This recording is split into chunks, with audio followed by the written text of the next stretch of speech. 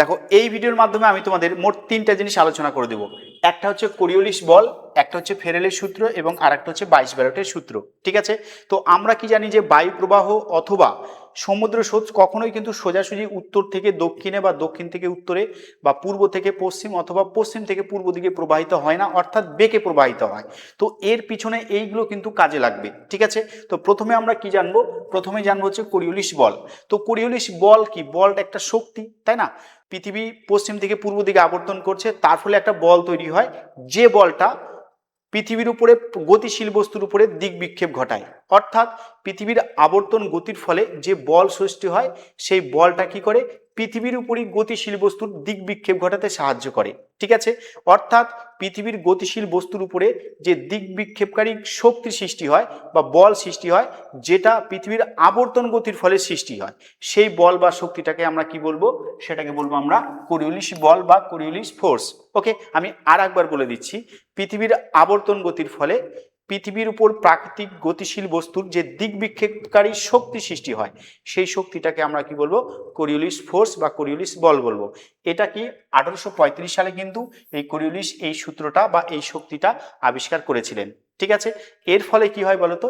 এর ফলে দেখবে আমাদের যে নিয়ত বায়ুগুলো আছে, আয়ন বায়ু, মেরু বায়ু, পশ্চিমা বায়ু, এই প্রত্যেকটা বায়ু কিন্তু দেখবে বেঁকে প্রবাহিত হয়। ঠিক আছে, নির্দিষ্ট দিকে কিন্তু প্রবাহিত না হয়ে, অর্থাৎ উত্তর থেকে দক্ষিণ বা দক্ষিণ থেকে উত্তরে এটা প্রবাহিত না হয়ে বেঁকে প্রবাহিত হয়। ঠিক আছে, তো এর জন্য কোন শক্তি দায়ী? এর জন্য শক্তি যেটা দায়ী সেটা হচ্ছে কোরিওলিস বল। ওকে, এরপর চলে আসি ফেরেলের সূত্র। ঠিক আছে, বিজ্ঞানী ফেরেল কি করেছেন?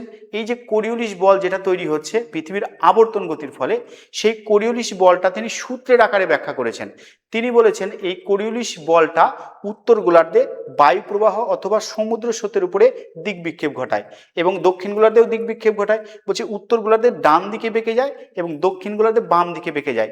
এই যে সূত্রের আকারে প্রকাশ করলেন ফেরেল কোরিওলিস বলটা, যেটা উত্তর গোলার্ধে ডান দিকে বেঁকে গেল এবং দক্ষিণ গোলার্ধে বাম দিকে বেঁকে গেল, সেটাকে তিনি কি বলেছেন? ফেরেলের সূত্র বলেছেন। তিনি এটা 1855 সালে এই ফেরেলের সূত্রটা কিন্তু আবিষ্কার করেছেন। আমি এই ফেরেলের সূত্রটা দেখো ছবি দিয়ে বুঝিয়ে দিচ্ছি। এটা ধরো পৃথিবী, মাঝখান দিয়ে আছে কি নিরক্ষরেখা, এটা হচ্ছে উত্তর গোলার্ধ, এটা হচ্ছে দক্ষিণ গোলার্ধ। ঠিক আছে, আমরা কি জানি বায়ু সবসময় হাই প্রেশার থেকে লো প্রেশারের দিকে প্রবাহিত হয়, তাই না? তো ধরো এইখানে আছে হাই প্রেশার, এখানে আছে লো প্রেশার। যদি এরকম থাকে তাহলে বায়ু কোন জায়গা থেকে কোন দিকে যাবে? আমরা জানি বায়ু কিন্তু সবসময় হাই প্রেশার থেকে লো প্রেশারের দিকে যাবে, তাই না? তার মানে বাতাস কি হবে? সরাসরি এইভাবে আসার কথা। ঠিক আছে, মানে হাই প্রেশার থেকে লো প্রেশারের দিকে সরাসরি আসার কথা। কিন্তু আমরা কি পেলাম ফেরেলের সূত্র অনুসারে? যে না, ডান দিকে বেঁকে যাবে। তাহলে এই হাই প্রেশার থেকে লো প্রেশার দিকে যখন আসবে, তখন ডান দিকে বেঁকে মানে এইভাবে প্রবাহিত হবে। ঠিক আছে, তাহলে এই ডান দিক মানে কি? বায়ু প্রবাহ যেদিকে হচ্ছে তার সাপেক্ষে ডান দিক। ওকে, একটা জিনিস মনে রাখতে হবে, বায়ু কিন্তু যে দিক থেকে প্রবাহিত হয় সেই অনুসারে তার নাম হয়, এবং সমুদ্র স্রোত যার পাশ দিয়ে বা যে দেশের পাশ দিয়ে যায় সেই অনুসারে কিন্তু তার নাম হয়। ওকে, তো এইটা যদি উত্তর এবং পশ্চিম দিক থেকে আসলো, না উত্তর এবং পূর্ব দিক থেকে আসলো? উত্তর এবং পূর্ব দিক, তাই এটাকে বলবো আমরা উত্তর পূর্ব বায়ু। ঠিক আছে, আয়ন বায়ুর ক্ষেত্রে হবে উত্তর পূর্ব আয়ন বায়ু, মেরু বায়ুর ক্ষেত্রে এটা হয়ে যায় উত্তর পূর্ব মেরু বায়ু। ঠিক আছে, এরপর চলে আসি, ধরো উল্টাটা যদি হয়, কোনো কারণে এদিকে আছে লো প্রেশার, এদিকে আছে হাই প্রেশার, তাহলে কি এরকম সোজাসুজি হাই প্রেশার থেকে লো প্রেশারে যাবে? না, এটা কি হবে? ডান দিকে বেঁকে যাবে। ডান দিকে বেঁকে গেলে সেটা কি এইভাবে প্রবাহিত হবে। তখন এই বায়ুটার নাম কি হবে? এই বায়ুটা কোন দিক থেকে যাচ্ছে? দক্ষিণ দিক থেকে যাচ্ছে আর পশ্চিম দিক থেকে আসছে, তাই এটাকে বলবো আমরা দক্ষিণ পশ্চিম পশ্চিমা বায়ু। ওকে, তাহলে উত্তর গোলার্ধের ক্ষেত্রে মোট কথা বায়ু প্রবাহ বা সমুদ্র স্রোত ডান দিকে বেঁকে যাবে, এটাই কিন্তু ফেরেলের সূত্র। আর দক্ষিণ গোলার্ধে কি হবে? ঠিক উল্টা হবে। এটা আমরা ছবি দিয়ে বুঝে নিচ্ছি। ধরো এইখানে আছে লো প্রেশার, এখানে আছে হাই প্রেশার, তাহলে হাই প্রেশার থেকে কি সরাসরি যাবে? না, সরাসরি যাবে না। দক্ষিণ গোলার্ধে কোন দিকে বাঁকবে? বাম দিকে বাঁকবে। তো সেটা বাম দিক মানে কি? সেটা এইভাবে প্রবাহিত হবে। ঠিক আছে, তাহলে এইভাবে যখন প্রবাহিত হবে, এই বায়ুটার কি নাম হবে? এদিকে আছে দক্ষিণ, এদিকে আছে পূর্ব, তাই এই বায়ুটার নাম হবে দক্ষিণ পূর্ব বায়ু। দক্ষিণ পূর্ব মেরু বায়ু হতে পারে, দক্ষিণ পূর্ব আয়ন বায়ু হতে পারে। ঠিক আছে, এই যে দিক বিক্ষেপ ঘটছে সূত্র অনুসারে, সেটাই কিন্তু ফেরেল আবিষ্কার করেছেন। ঠিক আছে, এটা আর একটা ছবি হয়। এইদিকে ধরো আছে হাই প্রেশার, এখানে আছে লো প্রেশার, তাহলে বাতাস কি এরকম সরাসরি আসবে? না, দক্ষিণ গোলার্ধে কোন দিকে বাঁকবে বললো? বাম দিকে। তাহলে এর বাম দিক কোনটা? এর বাম দিক কিন্তু এটা, এইভাবে প্রবাহিত হবে। ওকে, তাহলে এটা কোন দিক থেকে প্রবাহিত হলো? উত্তর এবং পশ্চিম, তাই এই বায়ুটার নাম কি হয়ে যাবে? উত্তর পশ্চিম বায়ু। উত্তর পশ্চিম পশ্চিমা বায়ু হয়ে যায়। ঠিক আছে, দক্ষিণ গোলার্ধের ক্ষেত্রে। ওকে, তাহলে আমরা এটা কি দেখলাম, ফেরেলের সূত্রটা কিন্তু দেখলাম। ঠিক আছে, এরপর চলে আসি 22 ব্যালটের সূত্র। এই 22 ব্যালটের সূত্রটা কে দিয়েছেন, 22 ব্যালট দিয়েছেন তিনি কত সালে, 1857 সালে দিয়েছেন। পরীক্ষাতে জেনারেলি সালগুলো দিয়ে পরীক্ষাতে আসতে পারে যে কোনটা কোন সালে আবিষ্কার করেছেন বা কোন সূত্রটা কত সালে আবিষ্কার করা হয়েছে। ওকে, এবং তার সাথে সাথে রিলেশনশিপটাও আমাদের জানতে হবে।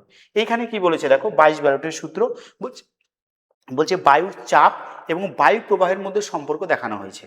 ঠিক আছে, তো বায়ুর চাপ এবং বায়ু প্রবাহের মধ্যে সম্পর্ক দেখানোর জন্য একটা সূত্র আবিষ্কার করেছেন 22 ব্যালট 1857 সালে, সেটাকে বলা হয় 22 ব্যালট সূত্র। সূত্রটা কি বুঝে নিচ্ছি আমরা। ঠিক আছে, তিনি বলেছেন উত্তর গোলার্ধে একটা সূত্র দিয়েছেন, দক্ষিণ গোলার্ধে ঠিক তার বিপরীত সূত্র দিয়েছেন। ওকে, তিনি বলেছেন আমাদের ভারতবর্ষ কি উত্তর গোলার্ধে, আমরা ধরো ভারতবর্ষে এইভাবে করে দাঁড়ালাম এবং বাতাস আমার পিঠে এসে লাগছে, মানে বাতাসের দিকে যদি পিছন করে দাঁড়াই, বাতাসের দিকে পিছন করে দাঁড়ানো মানে আমি এইভাবে দাঁড়ালাম, বাতাসটা পিছন থেকে এসে আমার পিঠে লাগছে, হাতে লাগছে, দুই হাতেই লাগছে। তিনি বলেছেন যে বায়ুর দিকে যদি পিছন করে আমরা উত্তর গোলার্ধে দাঁড়াই, তাহলে ডান দিকে হচ্ছে উচ্চচাপ অনুভূত হবে এবং বাম দিকে হবে নিম্নচাপ, অর্থাৎ ডান দিকে চাপটা বেশি থাকবে এবং বাম দিকে চাপটা কম থাকবে।